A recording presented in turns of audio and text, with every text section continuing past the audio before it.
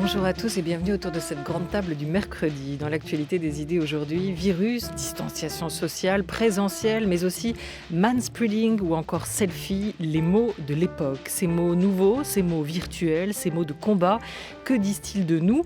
Portrait de l'époque, portrait de la France d'aujourd'hui avec la linguiste Julie Neveu à partir de 12h55. Mais d'abord, toujours confinés, le théâtre et la danse retiennent leur souffle.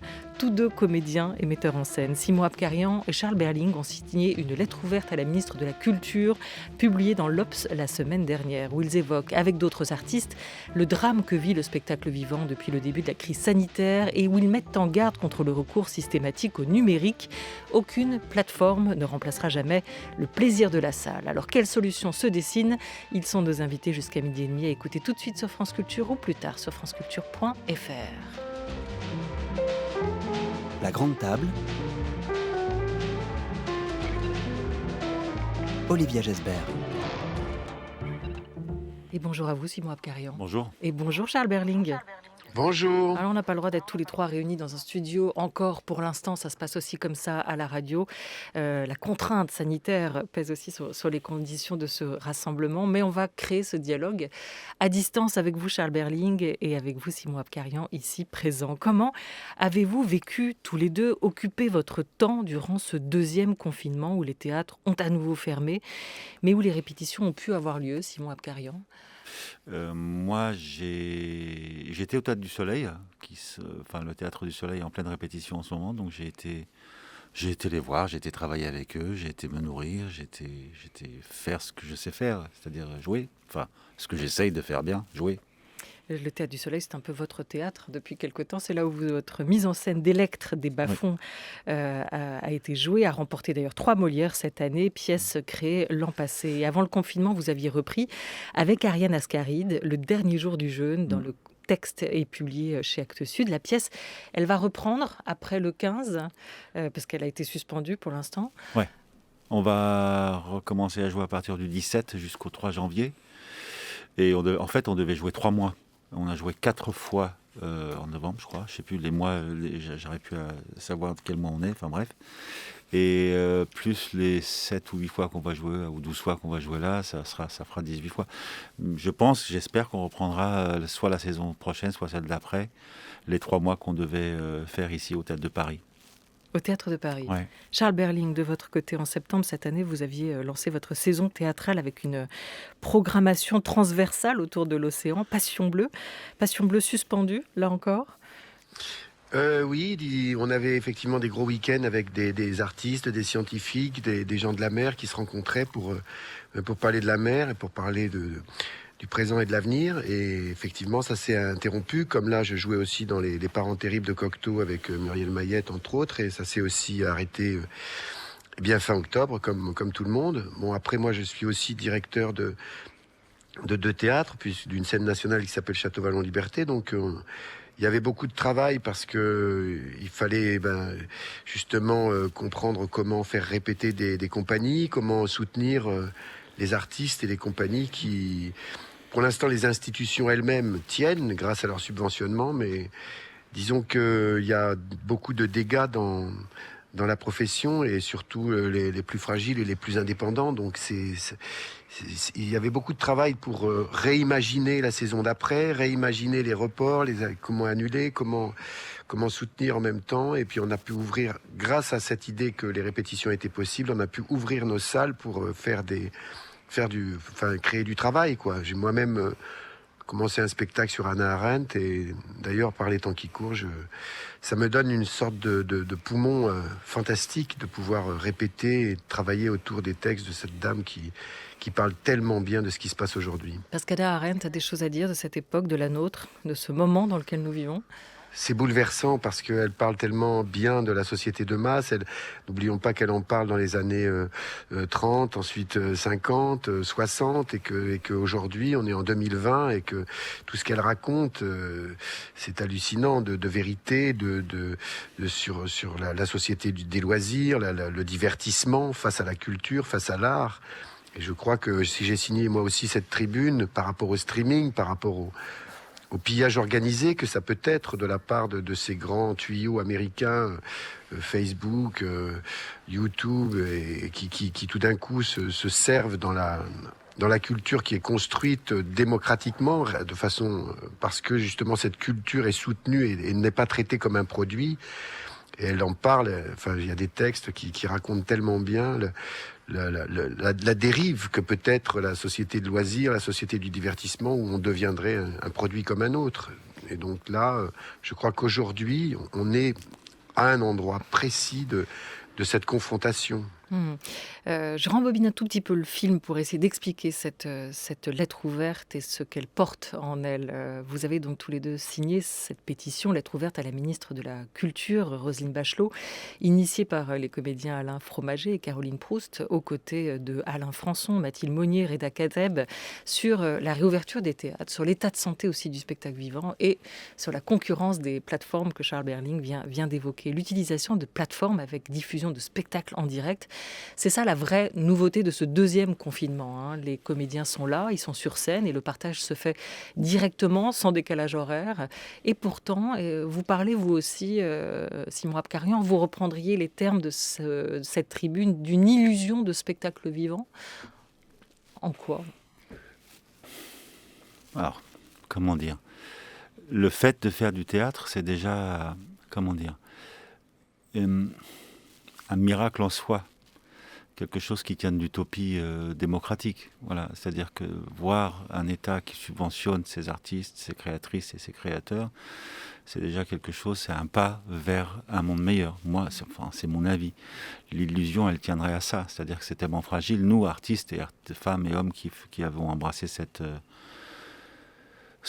vie, parce que c'est un mode de vie, c'est aussi embrasser l'idée de la précarité, c'est-à-dire de la difficulté. Ça, on l'a. Du coup, ça nous rend forts quand des cataclysmes comme celui-ci se présentent à nous. On est fort, on a les anticorps de ça.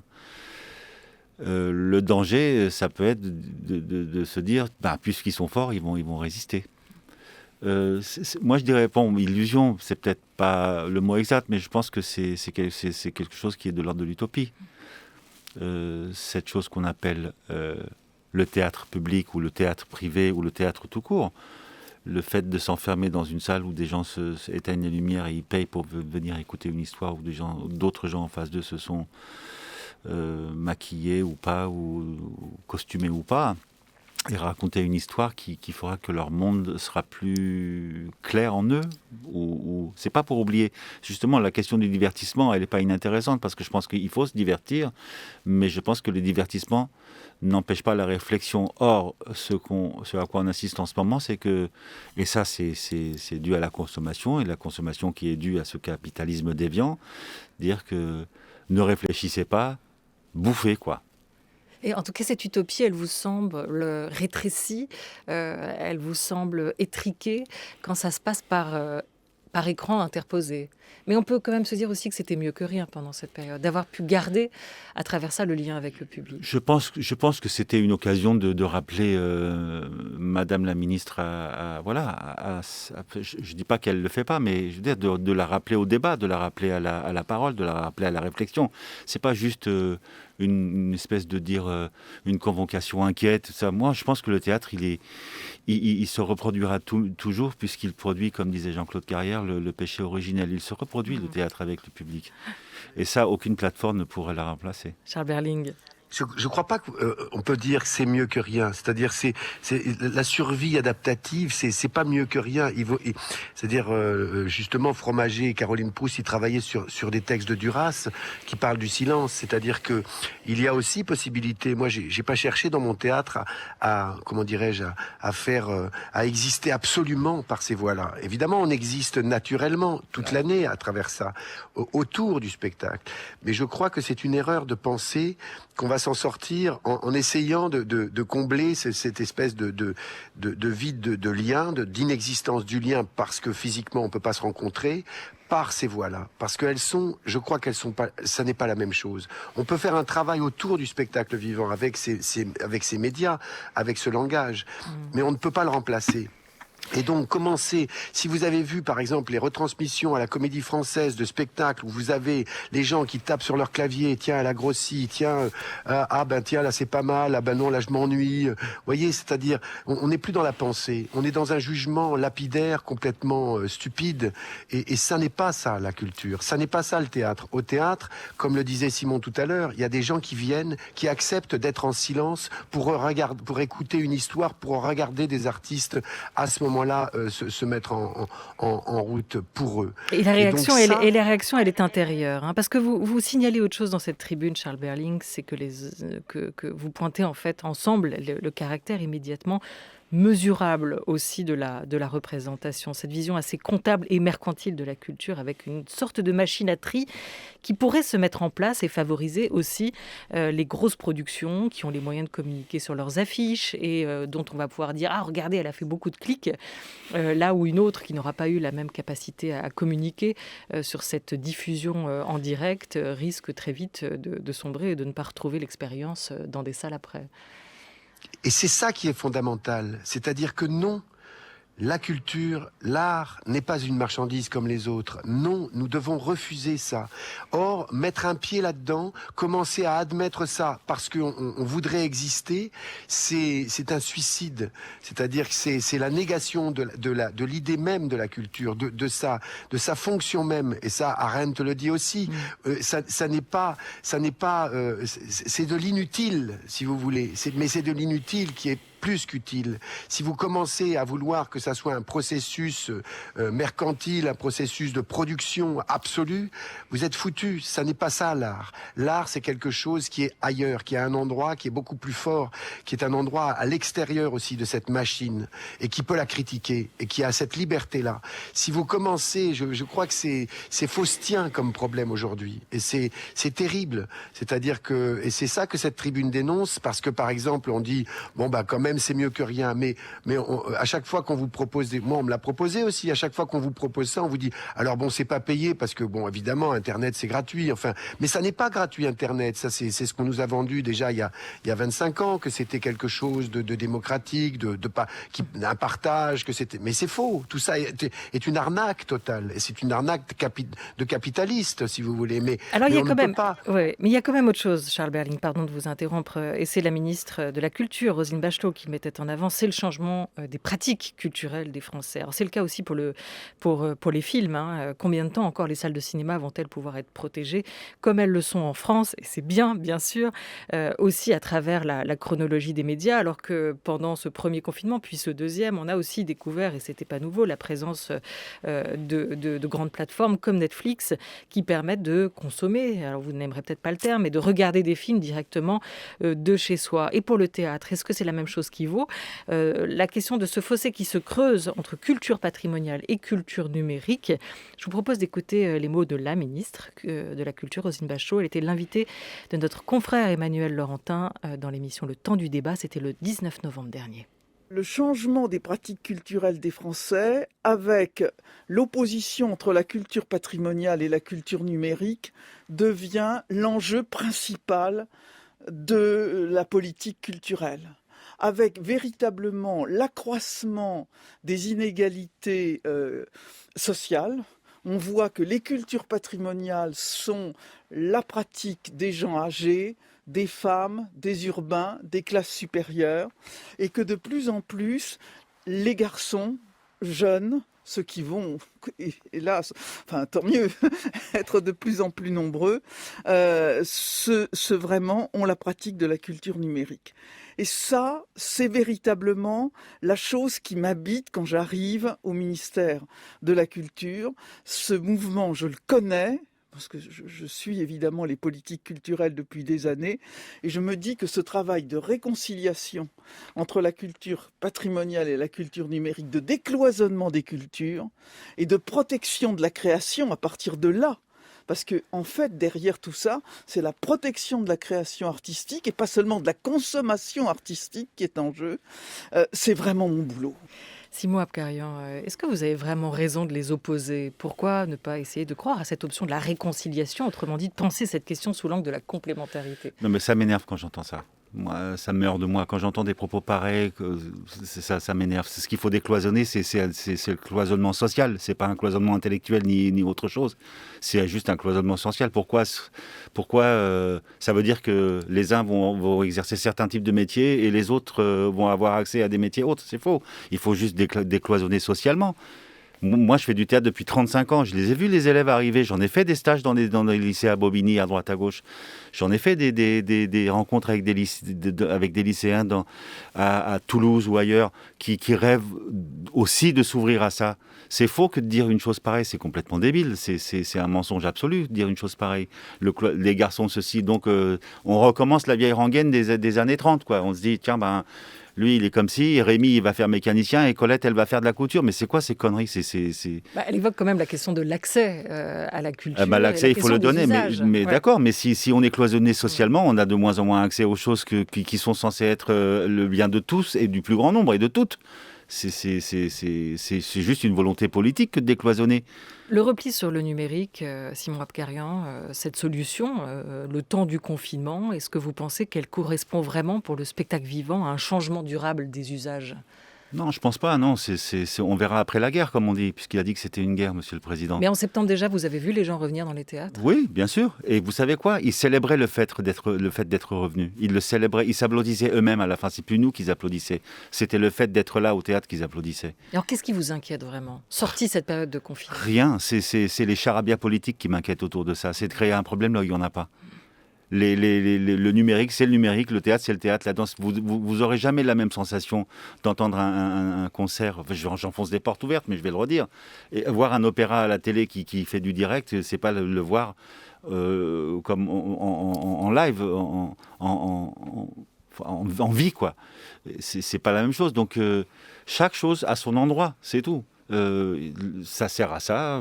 Voilà, il y a Netflix, c'est ce que c'est. 80% des productions de Netflix, on sait ce que c'est. C'est écrit avec les pieds, c'est réalisé avec un flingue sur la tête et en disant voilà, tu vas faire ta série en 5 semaines. Voilà, c'est ça aussi la réalité de Netflix. Je sais un petit peu de quoi je parle parce que j'en ai fait des séries. Et quand ça marchait bien, au début, on avait 8 semaines de tournage. Quand ça marchait bien, on n'en avait plus que 7 et ainsi de suite. Donc l'obsession de rentabilité et de faire de l'oseille sur le dos des artistes, en ce qui concerne les plateformes, ne s'arrêtera pas. Et le seul espace de liberté qui reste encore d'expression, c'est la scène vivante. C'est les danseurs, les danseuses. Tiens, parlons-en des danseurs et des danseuses. Là, il y a personne qui a réfléchi à dire tiens, on va faire des spectacles. Les danseurs, les danseuses, ils travaillent, ils payent eux-mêmes leurs répétitions. Il faut qu'ils entretiennent leur corps. Et la fois qu'elles jouent, ou ils jouent 2 fois et c'est marre. Après, ils font un peu de tournée et c'est marre. Et c'est un autre projet qui recommence. Mais entre les 2 projets, ils payent et elles payent de leur poche. Fin octobre, la comédienne Ariane Ascaride, qui est sur les planches avec vous, Simon Abkarian, dans le dernier jour du jeûne, déplorait l'absence du beau mot de culture dans la première allocution d'Emmanuel Macron.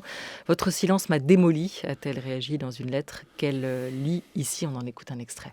Monsieur le Président, ce qui a fait un trou à mon âme est l'absence dans votre discours du mot culture. Pas une fois il n'a été prononcé. Nous sommes la France, Monsieur le Président. Pays reconnu dans le monde entier et envié par tous pour la présence de sa créativité culturelle, la peinture, la musique, la littérature, la danse, l'architecture, le cinéma, le théâtre. Vous remarquerez que je cite mon outil de travail en dernier.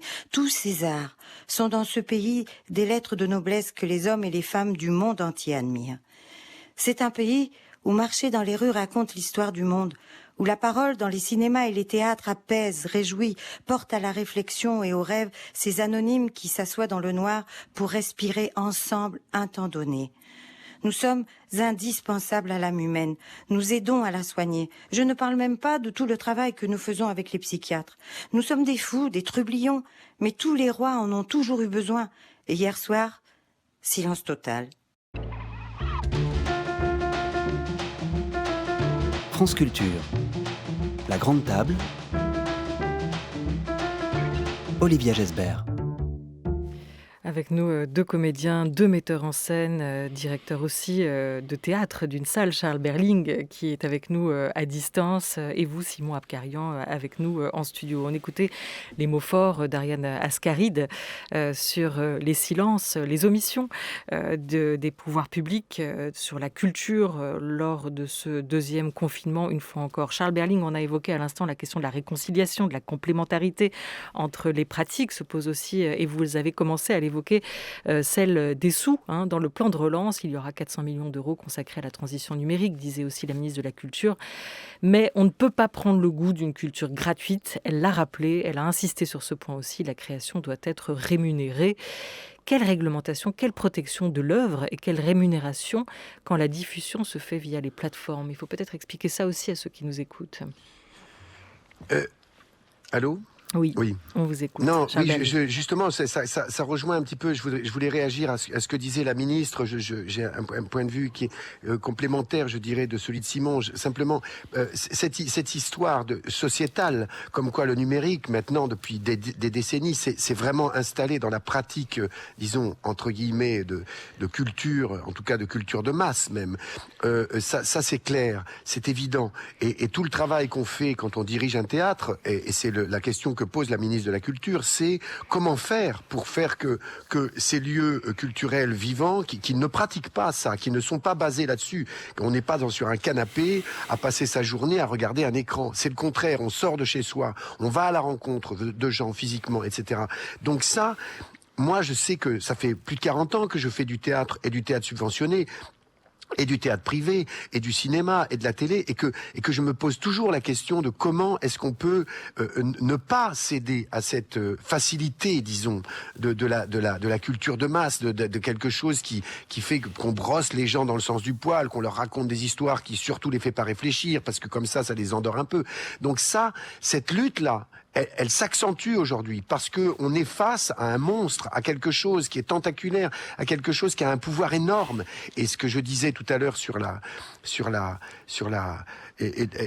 justement sur ce qui se passe aujourd'hui, c'est clair. Et donc la réponse des politiques, elle doit être de défendre absolument, parce que nous sommes d'une fragilité extrême. Et c'est ce que disait Ariane dans son très beau texte. C'est-à-dire, elle dit, il faut absolument, comment dirais-je, que vous parliez de ça, que vous compreniez que c'est une chose absolument essentielle. Ça n'est pas quelque chose qui est anodin. Aujourd'hui, ce qui se joue, Simon le disait aussi, c'est quelque chose de très grave, et quelque chose de très profond, et quelque chose d'extrêmement... c'est un combat qui va faire basculer les choses d'un côté ou de l'autre. Et les politiques... Et quand Macron et Castex, ils ne parlent pas de culture, nous on l'entend immédiatement comme quelque chose d'extrêmement grave. Parce que sémantiquement, symboliquement, pratiquement, ça va avoir des répercussions sur le fait qu'on ne va pas défendre cette chose qui est considérée, après tout, par beaucoup de gens, comme totalement inutile. Simon Abkarian, le langage est justement au cœur de cette pièce que l'on retrouvera à partir du 15 décembre, le dernier jour du jeûne, que vous mettez en scène et dans laquelle vous jouez également le langage, la langue au service des femmes, au service d'un combat, la lutte contre le patriarcat, la domination masculine.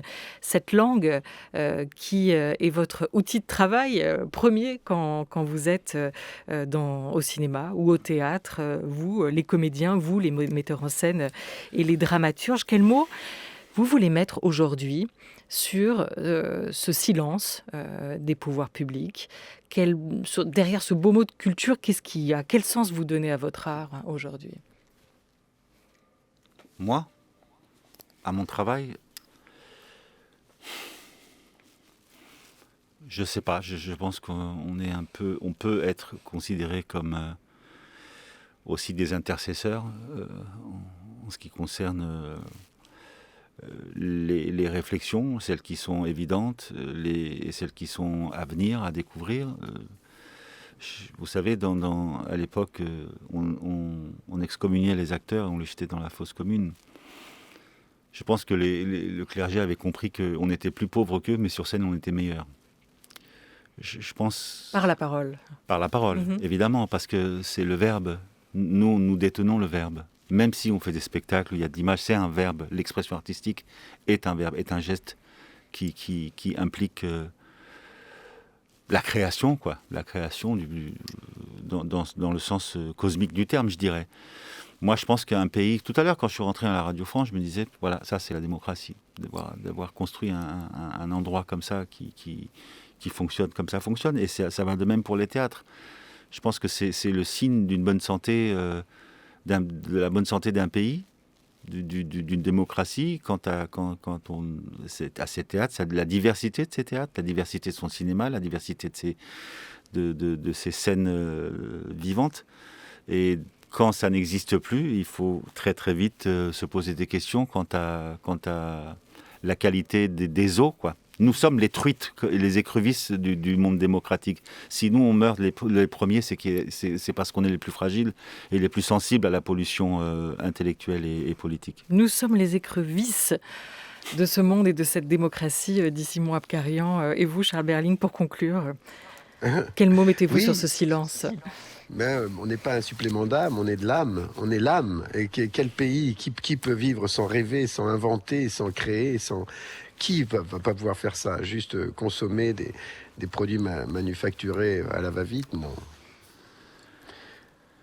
Merci beaucoup à vous, Charles Berling.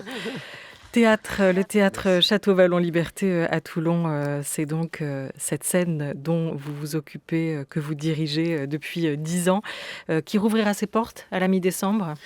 Ah oui, le 15 décembre. Vous avez préparé la réouverture?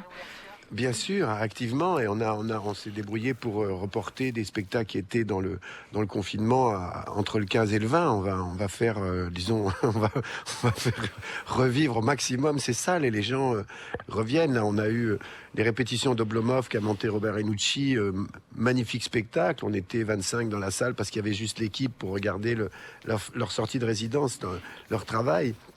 Et quand on voyait ce spectacle sublime, on se dit mais c'est atroce.